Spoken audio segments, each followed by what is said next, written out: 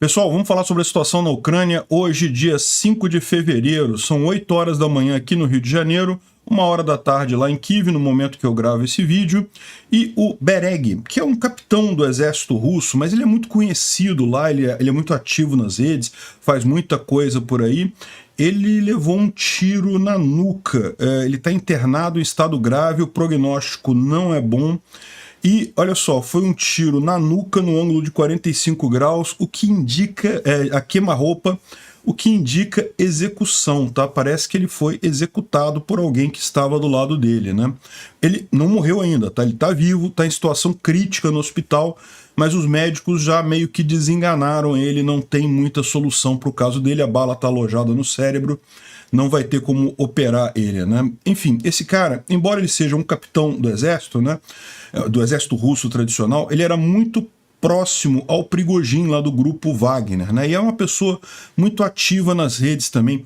Ele, lá no início da guerra, ele fez um show de rock, teve um show de rock que ele participou, ele levou um crânio de que ele dizia ser de um soldado ucraniano que ele próprio teria matado, do Azov, né, do batalhão Azov, e daí falou um monte de besteira ali no show e coisa e tal.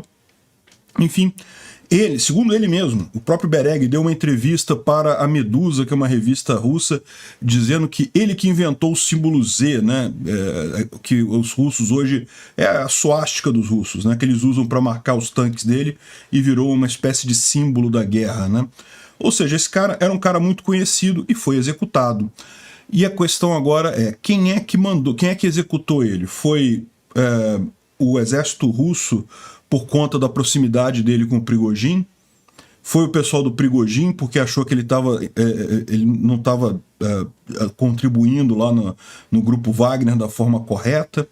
Enfim, a gente pode estar vendo o início de uma briga mais aberta entre exército russo e grupo Wagner, né? Será? Bom, os ucranianos descobriram uma grande concentração de tropas russas aqui próximos a Vuhledar, na cidade de Kirilivka.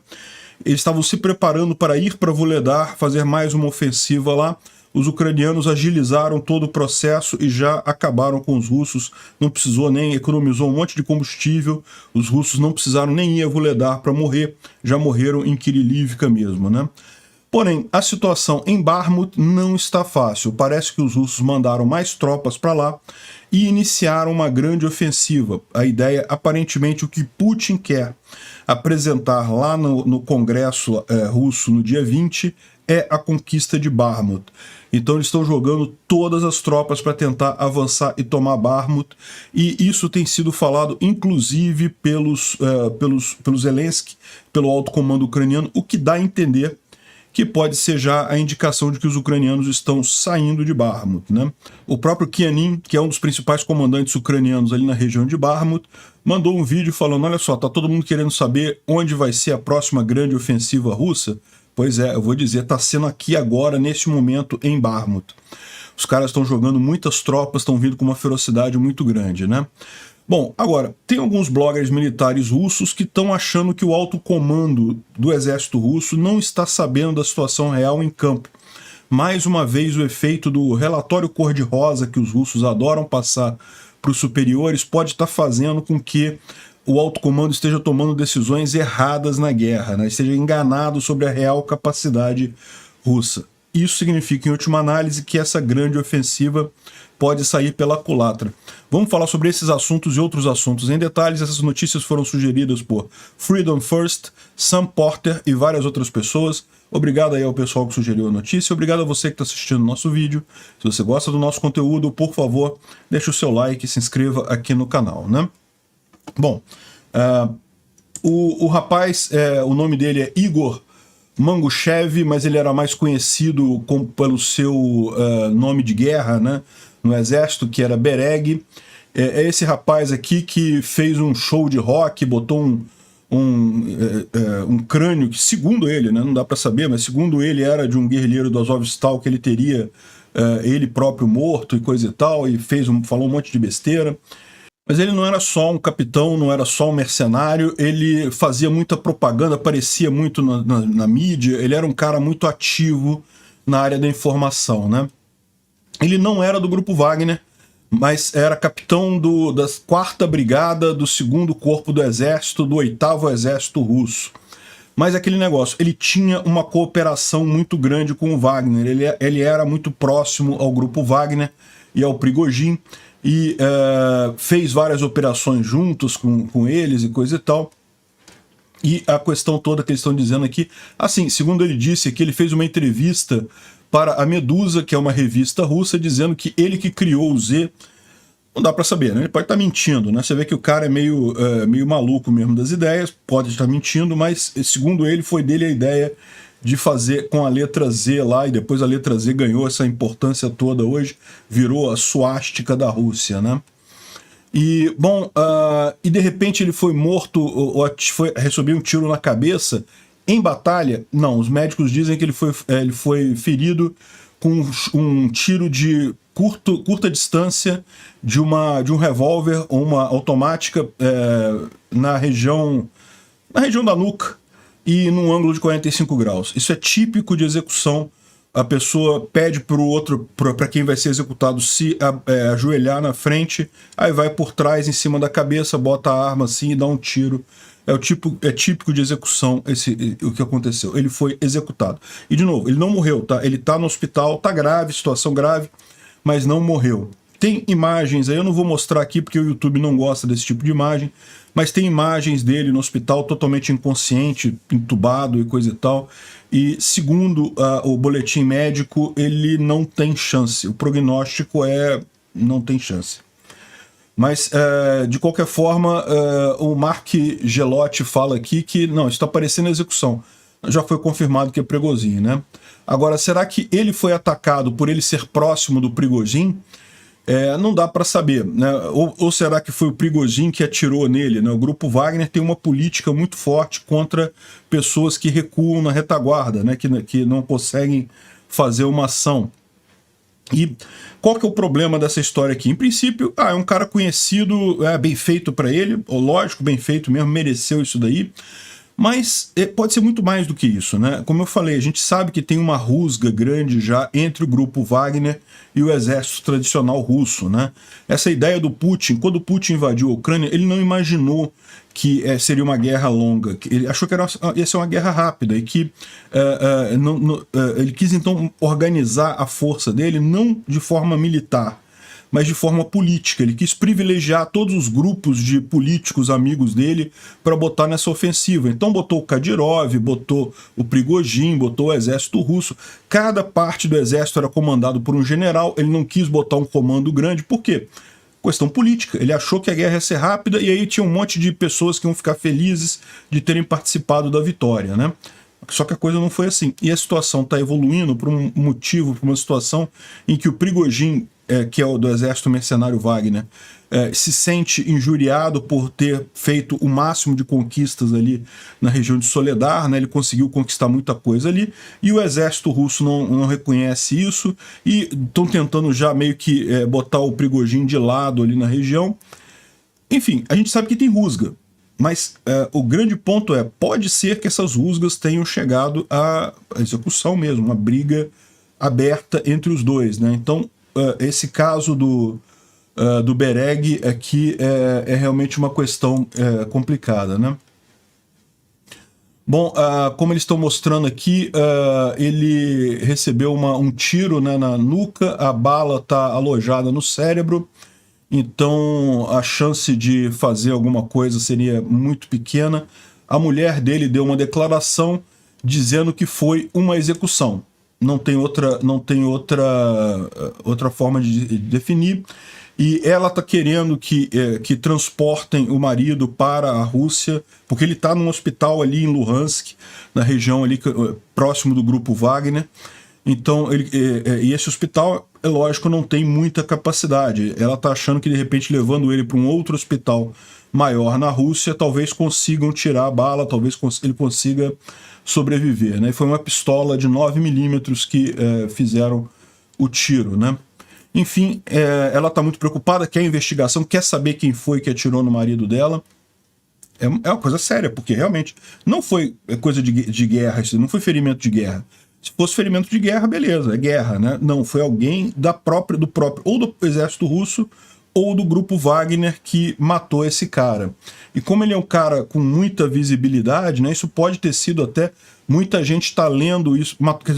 De novo, eu falo matou porque eu já estou dando um cara como morto, mas não, ele está vivo ainda, ele só está em situação crítica no hospital e o prognóstico é não tem jeito, vai morrer mesmo. Agora, o que estão falando também é que isso pode ser um aviso para o Prigozhin, né? O Prigozhin, de novo, ele está crescendo muito politicamente na Rússia. Por quê? Porque o Putin está sendo visto, acaba sendo visto pelos russos como alguém que não está sendo capaz de levar essa guerra, né? E o Prigozhin, ao contrário, foi lá para a linha de frente, apareceu lá nas minas de sal de Soledar, estava lá na linha de frente mesmo, né? E isso dá uma visão realmente de uma pessoa com mais coragem, com mais capacidade de levar a guerra. O Putin não foi ainda na Ucrânia, nos territórios invadidos, em momento algum falou que ia, depois desistiu, não sei o que lá. Enfim, a questão é essa, né? O Prigozhin está crescendo politicamente. E daí você começa a ter esse tipo de problema com o próprio exército russo. Será que foi o início dessa guerra aberta entre os dois? Bom, a gente teve hoje mais um ataque covarde dos russos aqui na Universidade de Kharkiv. Lançaram os mísseis S-300 aqui na Universidade de Kharkiv. Dá para ver que destruíram aqui vários andares aqui da parte de cima da universidade. Mais uma vez uma ação contra alvos civis. Não tem sentido nenhum isso daqui, né? Infelizmente. Agora, houve ataques também aqui na região de Luhansk. Os ucranianos atingiram um agrupamento de tropas russas aqui em Luhansk.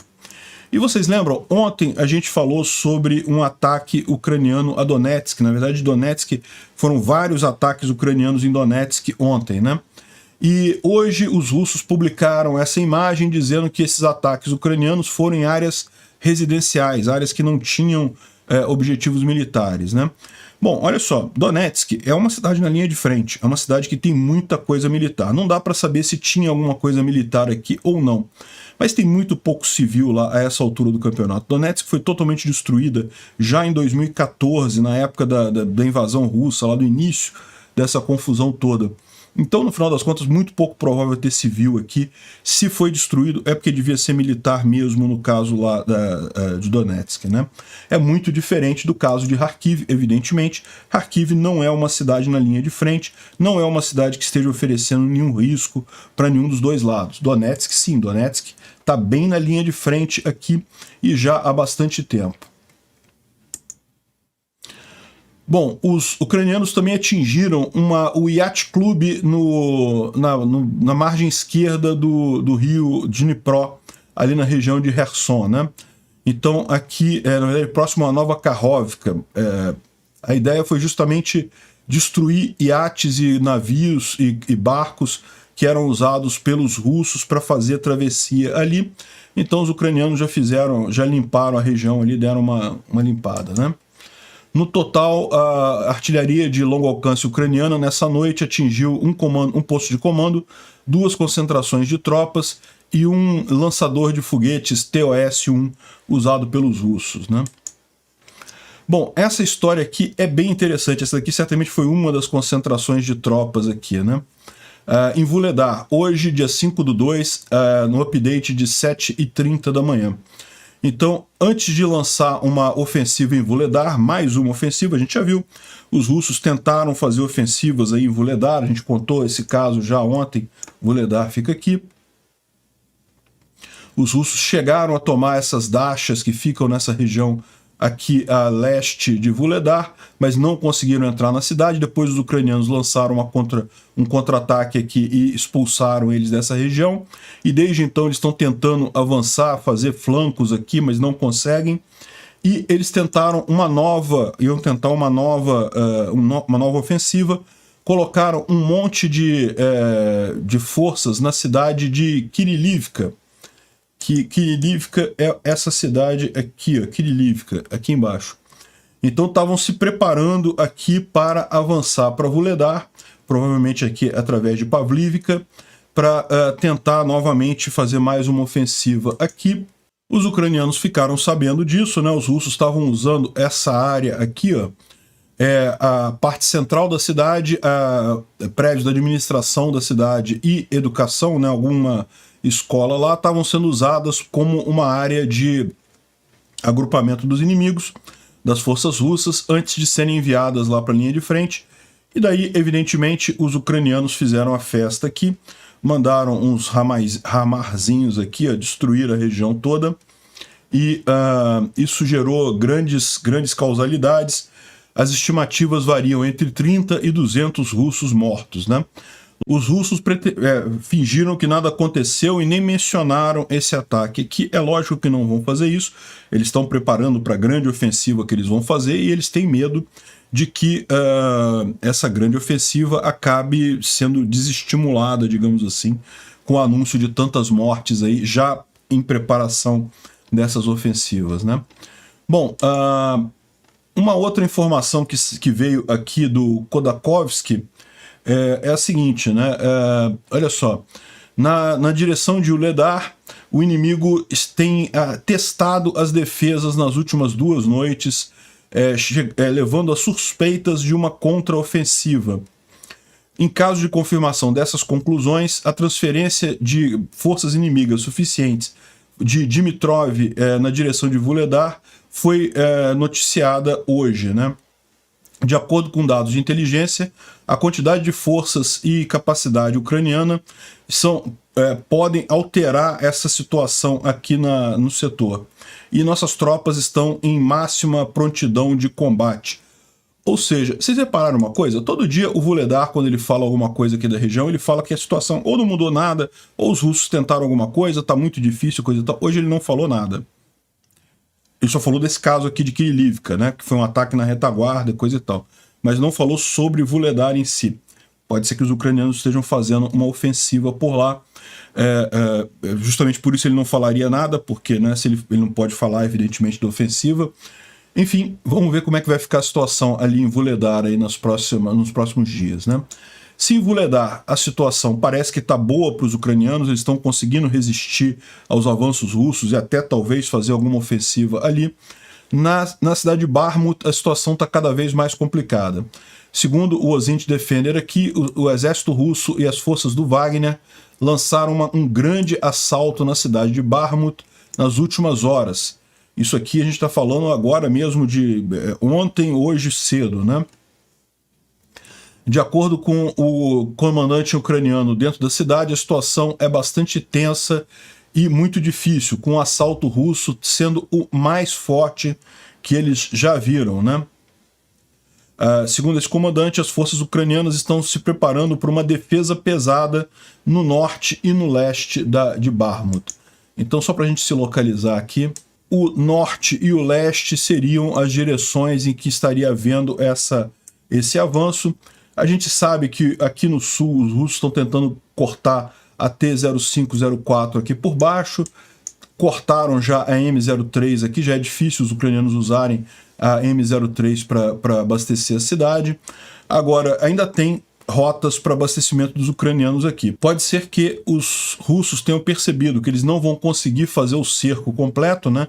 Eles precisariam ainda tomar essa região aqui para ter pelo menos alcance de fogo sobre essa outra estrada aqui, que é a O0506, que ainda abastece Bakhmut, né? Então pode ser que eles tenham percebido o problema, que eles não vão conseguir fechar isso daqui, e estão lançando um ataque direto, frontal, aqui a Bakhmut. Uma das possibilidades, como eu falei, a gente sabe que dia 20 o Putin falou que vai fazer um pronunciamento na Assembleia Russa e ele certamente quer mostrar alguma coisa. Então é possível que seja essa última tentativa de tomar Bakhmut antes do dia 20 para ele poder usar isso na questão política lá na Rússia, né? Então é realmente uma situação complicada que está acontecendo lá. Segundo o Noel, ele está falando aqui que as forças do Wagner disseram que conseguiram entrar em Stupki, na parte norte aqui de Bakhmut, e mas isso daqui é apenas eles falando, então não dá para saber exatamente o que foi, se conseguiu ou não conseguiu.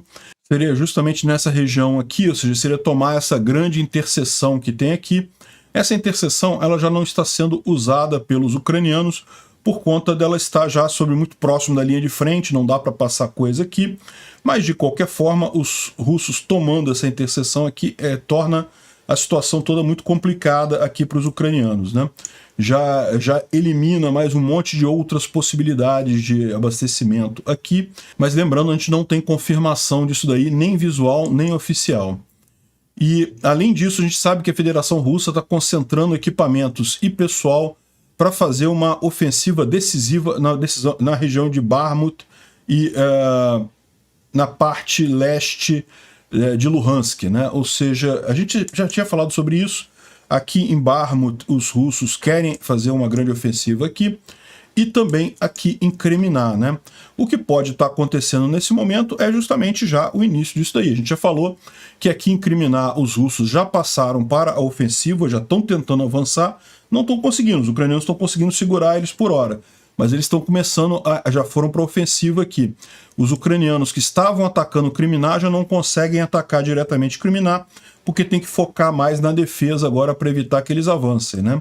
E a ideia, muito provavelmente, deles aqui é de Kremina tentar retomar Lima e daqui de Soledar também fechar essa parte aqui, inutilizando Siversk, que é uma grande área aqui de concentração de tropas ucranianas, né?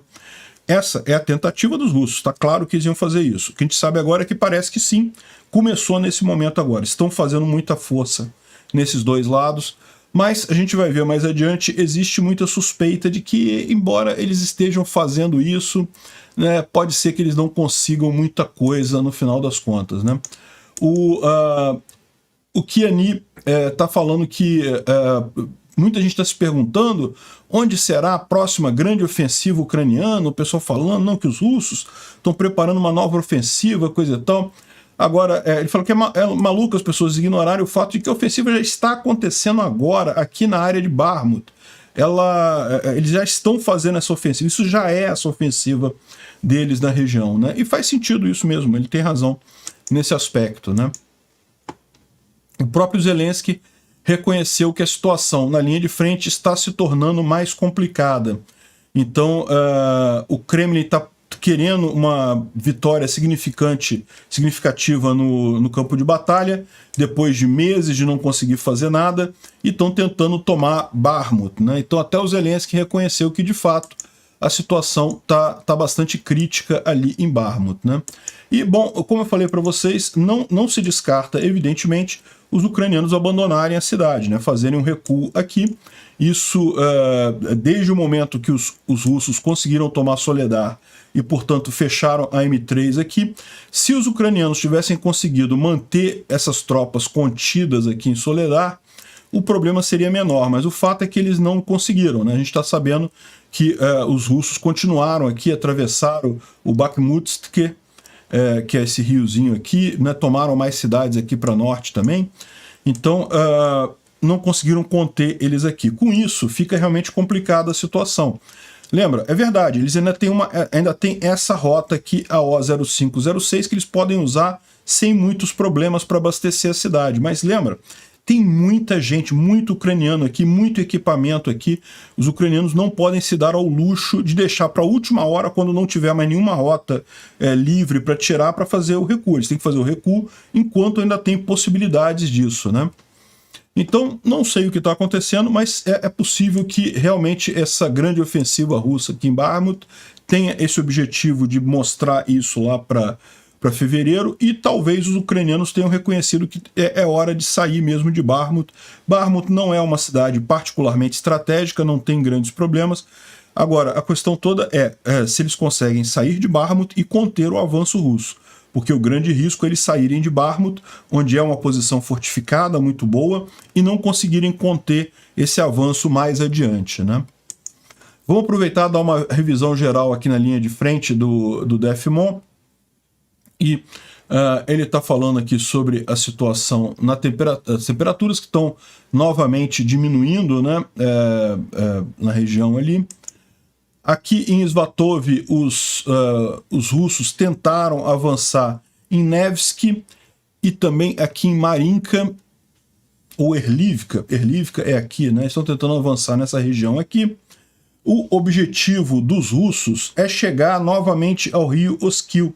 Eles querem retomar até o rio Oskil, ou seja, Lima, né? Não acho que vão conseguir não, mas esse é o objetivo deles.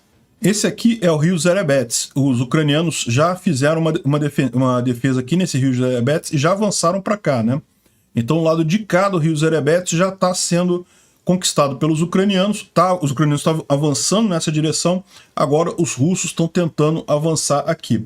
O rio Oskil é essa outra linha mais aqui para trás. Deixa eu tirar minha cabeça aqui, que fica mais fácil de ver. Aqui é o rio Oskil, isso é o objetivo dos russos. Evidentemente eles não vão conseguir chegar. Aqui vendo a mesma região um pouco mais ao sul, Dibrova, que já esteve nas mãos dos ucranianos, bem como Kaminsky, essa outra cidadezinha aqui. São dois vilarejos, está muito pequenininho isso daqui. Já esteve nas mãos dos ucranianos, agora parece que os russos estão avançando aqui, retomaram esses vilarejos, estão pressionando as tropas ucranianas nessa região, né? É o que o pessoal falou, essa aqui já é a grande ofensiva russa que estava sendo planejada, que eles iam fazer, acontecer, coisa e tal, isso aqui já é isso. Só que eles não estão conseguindo avançar muito rápido não, né? A gente falou sobre isso ontem, que o Raibar disse que capturou Bilorivka, mas não tem nenhuma evidência disso. Bilorivka é essa cidade aqui, né? Essa região toda que a gente está falando aqui é a região de Kreminá, e Bilorivka é essa cidade aqui que os russos disseram que tomaram ela, mas não tem evidência nenhuma disso daí.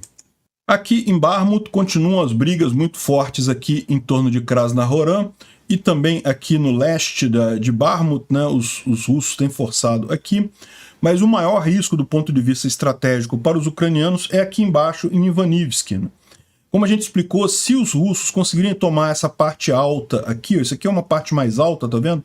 Ainda tem muitas tropas ucranianas aqui, mas se os russos conseguirem tomar essa parte mais alta aqui, eles vão ter linha de fogo daquela rota O0506 nessa região aqui. Essa rota ela vem numa posição mais alta aqui, mas de repente desce aqui para uma posição mais baixa e entra em Bakhmut. Se os russos conseguirem tomar essa área aqui, eles têm poder de fogo direto nessa estrada e com isso já fica mais complicada ainda a situação em Bakhmut. Mas por hora, os russos não estão conseguindo avançar por aqui não. Estão conseguindo chegar aqui já quase na T0504, mas nessa região que seria realmente mais crítica ainda, não conseguem. O Instituto para Estudo da Guerra fala que essa ofensiva russa provavelmente não vai tentar a cidade de Zaporizhia. A gente viu algumas semanas atrás, né, os russos tentando aqui na região de Oryhiv chegar a Zaporizhia e coisa e tal, mas como a gente viu era besteira, não conseguiram avançar nada aqui. Tudo indica, segundo o Instituto para Estudo da Guerra, que o esforço russo vai se concentrar mesmo nessa região aqui, entre Kreminá e Soledar.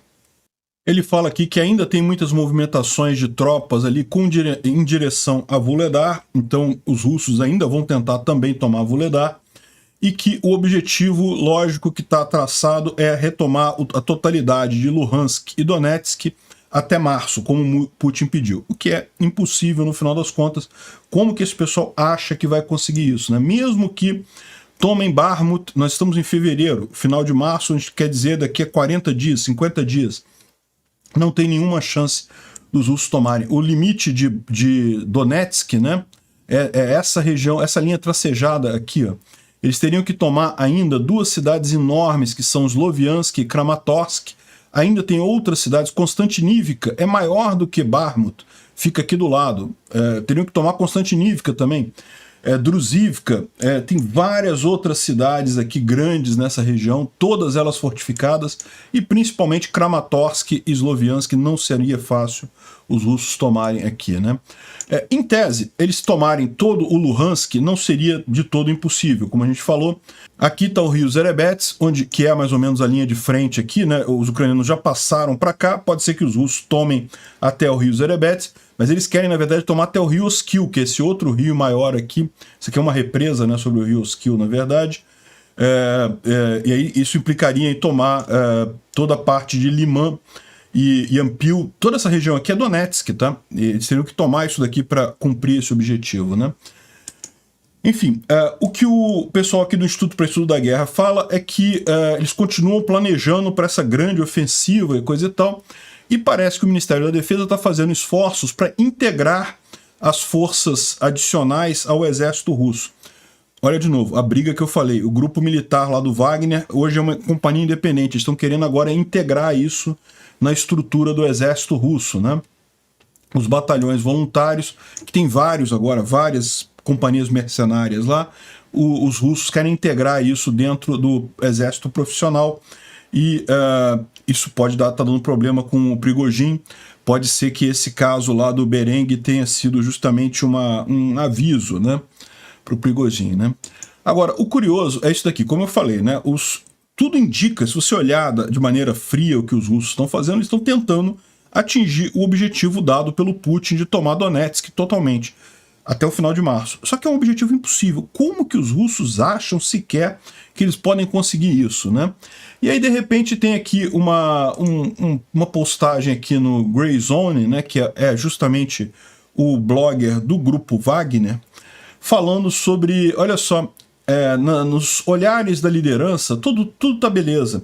Nós estamos com rios de mel, bancos de biscoito, unicórnios cor-de-rosa, nossos tanques explodem toda a galáxia, a nossa tropa confidentemente quebra tudo no mundo e coisa e tal, o inimigo está em seu último suspiro e coisa e tal. Qual que é o problema que eles estão falando aqui? É um problema que a gente já mencionou, que é típico da cultura russa, é típico da hierarquia russa. Na verdade, isso é um problema de toda hierarquia muito rígida, né? Ninguém gosta de dar má notícia para o superior. E dar uma notícia para o superior, você vai ser questionado, você vai ter que explicar, vai ter que justificar o que você falou. Se você dá uma boa notícia, o superior acredita. Aí pronto, não tem problema, fica tudo tranquilo. Então, com essa política na estrutura russa, foi o que, de certa forma, o que levou a essa guerra, porque o Putin achava mesmo que iria tomar a Ucrânia em poucas horas, porque ele recebia um monte de relatórios da inteligência dizendo que não, muitos ucranianos querem se associar à Rússia, os russos serão recebidos como libertadores, e não, que o exército rejeita o próprio Zelensky, então quando a gente entrar, vai todo mundo se bandear para o lado da Rússia e vamos tirar o Zelensky do poder e coisa e tal. Então, o Putin acreditou nesses relatórios cor-de-rosa, né, nesses relatórios dizendo que está tudo bem, tudo certo, que a Rússia é o máximo, que a Ucrânia já está caindo, e tomou a decisão errada de fazer a invasão.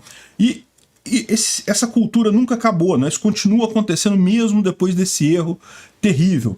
E eles estão falando aqui justamente isso, que continua essa política, né? Por que o exército russo, por que o alto comando russo está planejando uma grande ofensiva para tomar o Donetsk inteiro, sendo que eles não conseguem tomar Bakhmut, estão com uma dificuldade. Estão desde agosto do ano passado tentando tomar Bakhmut e não conseguem, e acham que vão tomar Konstantinivka, que é maior do que Bakhmut, vão tomar Druzhivka, que é aqui, Kramatorsk, que é ainda maior, Kramatorsk, Sloviansk, que são cidades enormes. Para tomar isso daqui vai ser muito complicado, são muito protegidas.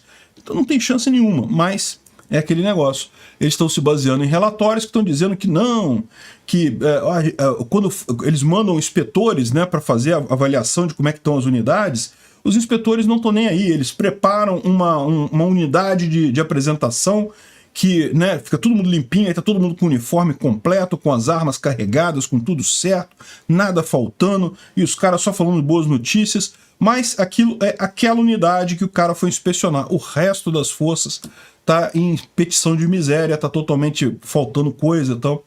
Então, no final das contas, isso ainda piora a situação, porque o alto comando acaba tomando decisão errada, achando que tem uma força que não tem, né? Ou seja, esse é o grande erro. E o que ele fala aqui no final, ele ainda fala assim que e o grande risco é que a gente está acabando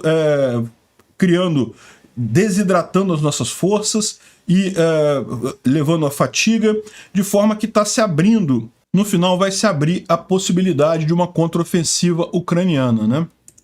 E nesse sentido também, o Igor Strelkov, né, que é aquele criminoso de guerra, que foi o cara que organizou a, entre aspas, República Separatista de Donetsk, entre aspas, porque nunca existiu um movimento separatista naquela região, foram os russos.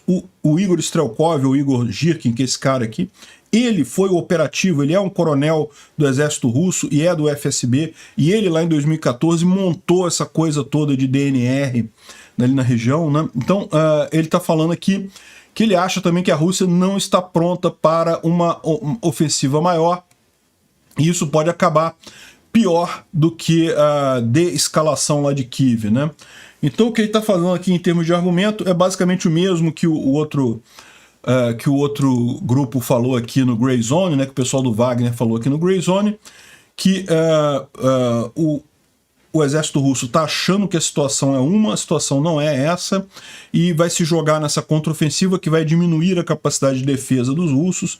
Isso vai possibilitar depois uma contraofensiva ucraniana que pode ser desesperadora, né? Что, собственно, пропаганда и втюхивает наше население активнейшим образом. На предмет того, что ребята, значит, Украина вот... A propaganda russa está tentando dizer para as pessoas que a Ucrânia está para colapsar a qualquer momento e não precisa de mais mobilizados e coisa e tal, e a visão dele é que não é bem isso, que na verdade os russos vão acabar se ferrando fazendo essa ofensiva neste momento, né? Bom, os ucranianos continuam treinando nos equipamentos da OTAN. Isso aqui são imagens do treinamento dos ucranianos no Challenger. Então isso aqui é um tanque de treino, né? Dá para ver que ele não é blindado como os outros, mas é justamente para ensinar a usar o tanque. Isso aqui está acontecendo lá na Inglaterra, bom sinal aí o treinamento ucraniano, né? E por outro lado, os russos estão com problemas com a questão das sanções, né? Olha só esse avião russo, um Boeing 767 da Russian Azur Air, acabou de explodir o motor dele ao tentar decolar na Tailândia em direção a Moscou. Acabou que interditou todo o aeroporto lá da região, né? Porque o avião explodiu na pista. Olha só, impressionante mesmo, explodiu a turbina. Falta de manutenção. Aí você vê, caramba, quem é maluco de comprar uma passagem nessas companhias russas, né? Tem que ser muito corajoso, realmente. É uma informação do Bangkok Post, né, lá na Tailândia, né? Bom, saiu uma reportagem muito interessante aqui no The Guardian sobre a força especialista ucraniana que atua na parte de trás. Então, os ucranianos têm o chamado Bratstavo Battalion, um grupo de voluntários ucranianos que fazem ações na retaguarda, matando pessoas importantes, sequestrando oficiais do Kremlin, coisa e tal. Ou seja, isso é algo muito positivo. A gente sabe que tem muita ação ucraniana na retaguarda, né? É bem interessante ver isso daí. Essa notícia aqui diz que os Estados Unidos já vão mandar o dinheiro retirado de oligarcas russos para ajudar a Ucrânia. A gente sabe que isso já está definido há bastante tempo, que tanto a Europa quanto os Estados Unidos congelaram as reservas russas com o intuito de usá-las para fazer a reconstrução da Ucrânia, né? Mas aqui é a primeira notícia de que já foi mandado parte dessa ajuda para a Ucrânia, justamente para auxiliar no esforço de guerra, né? Isso daqui são contas bancárias e depósitos feitos tanto pelo governo russo quanto por pessoas sancionadas, né? Que são os oligarcas russos lá. Então é excelente, é isso daí, é um dos caminhos para os russos pagarem pelo que estão fazendo na Ucrânia. O outro vai ser, evidentemente, com compensação de guerra que os russos vão ter que pagar por muitas e muitas gerações ainda. Bom, eu gostei de ver essa notícia aqui na Gazeta do Povo, falando sobre, criticando o Lula pelo posicionamento dele. Eu fico feliz porque a Gazeta do Povo é um veículo mais à direita aqui no Brasil e eu tô muito preocupado que tem vários veículos mais à direita. É verdade que a esquerda também tem isso, né? Mas a direita devia perceber aqui no Brasil que é errado apoiar a Rússia. Não pode, não tem essa consideração. A esquerda vai apoiar, é lógico que a esquerda vai apoiar. A esquerda apoia tudo quanto é tipo de ditador que tem no mundo. É lógico que vão apoiar os russos, né? Mas a direita não pode cair nessa armadilha. E eu vejo muita gente, muito propagandista de direita caindo nesse troço, muita gente que está com orientação caindo nesse papo de que a Rússia, que não temos que ficar neutros e coisa e tal.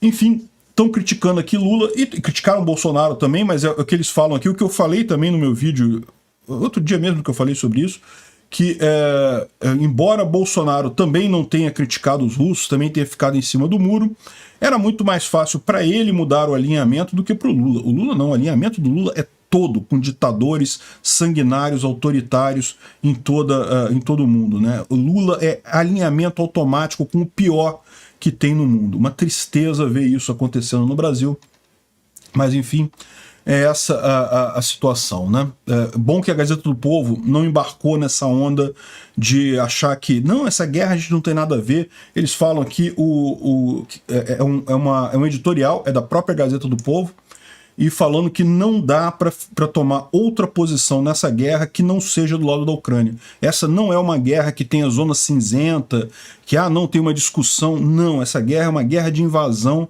criminosa do território ucraniano pela Rússia. Só tem um lado certo e é o lado da Ucrânia. Qualquer coisa, ficar no meio, em cima do muro já é um absurdo. Parabéns ao pessoal da Gazeta do Povo por isso daqui. Bom, eu vou passar a colocar agora no final de todos os meus vídeos indicações para quem quiser ajudar a Ucrânia, tá?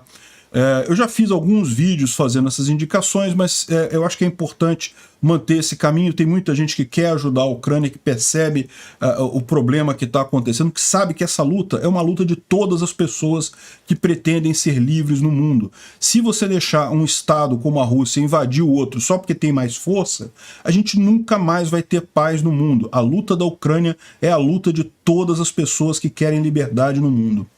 Então eu vou apresentar aqui algumas opções para quem quiser doar dinheiro para a Ucrânia, tá? Bom, esse site aqui é o site u24.gov.ua, é a iniciativa United 24, e aqui você pode doar de diversas maneiras. Você pode doar com Bitcoin, com criptomoedas, com transferência bancária, um monte de formas de doar. Além disso, se você, por exemplo, não quer doar dinheiro para armas, né, para a área de defesa e retirada de minas, né, eu quero ajudar, mas eu quero ajudar só na questão médica, né, de apoio médico, ou então na reconstrução da Ucrânia, você pode direcionar a sua doação para o que você quiser fazer. Esse site aqui é bem detalhado, permite um monte de coisa, tem a prestação de contas toda aqui. Além disso, olha só, companhias que podem ajudar a Ucrânia com necessidades específicas. Então você pode ver quais são as necessidades da Ucrânia. De repente a sua companhia pode ajudar, não com dinheiro, mas enviando algum equipamento, alguma coisa assim, né? Mas, enfim, aqui é o site mais fácil de você doar para a Ucrânia, é através daqui. Agora, eu sou um canal anarcocapitalista, então o governo, nesse momento, eu entendo que é necessário, é a única arma possível nesse tipo de guerra. A minha visão de mundo eu já expliquei para vocês, a gente está transcendendo essa ideia de países com fronteiras fixas, então em muito pouco tempo esse negócio de país não vai mais fazer sentido de governo, mas neste momento ainda não estamos lá, e é só o governo da Ucrânia mesmo que pode fazer frente ao governo da Rússia. De qualquer forma, eu, por exemplo, não me sinto bem doando para o governo da Ucrânia. Então, existe o Dmytro Sluktenko, que é um rapaz de Lviv, que tem um site aqui chamado Dzigaspor. Dziga é o nome do cachorro dele, e ele tem vários amigos nos militares lá na Ucrânia, então ele tem comprado várias coisas, então ele compra aqui várias parcelas para equipamentos para mandar lá para a linha de frente. Tudo isso daqui são equipamentos que ele compra e manda lá para a linha de frente, né? E ele presta conta de tudo e coisa e tal. Enfim, eu acho que para quem quer fazer uma doação de forma mais direta para uma pessoa, né, que está ajudando o esforço de guerra ucraniano, eu recomendo a conta aqui do Dmytro e o site dele, que é o Dzigaspor aqui, né? Dá para fazer também, mandar por criptomoedas, transferência bancária, cartão de crédito ou PayPal, então é tranquilo, né? E por último, se você quiser doar para a loja Saint Javelin, é a que vende aquelas camisas bacanas. De vez em quando eu uso essa camisa da Saint Javelin, né, que é a imagem de uma santa aqui com o javelin, uma arma. E aqui você pode comprar camisas e coisas, se você prefere comprar um merchandising e coisa e tal. Esse pessoal aqui é baseado no Canadá, mas também todo o lucro que eles têm é enviado para a Ucrânia. Então tem um monte de produtos aqui que você pode adquirir aqui na loja deles, e eu atesto para vocês, chega o produto aqui no Brasil, demora, tá? Demora um pouco para chegar, mas chega aqui no Brasil. As camisas não são baratas, mas a ideia aqui é ajudar, muito mais. Você ajuda e tem uma camisa de brinde no final das contas, né? Eu agradeço aí a todo mundo que ajudar a Ucrânia. Lembra, essa causa não é só dos ucranianos, é de todos nós. Obrigado por assistir o vídeo até o final. Além de curtir, compartilhar e se inscrever no canal, considere se tornar patrocinador com valores a partir de R$ 1,99. Clique no botão Seja Membro abaixo para saber as condições e vantagens de patrocinar o canal. Mais informações sobre o nosso projeto, visite nossos sites indicados na tela.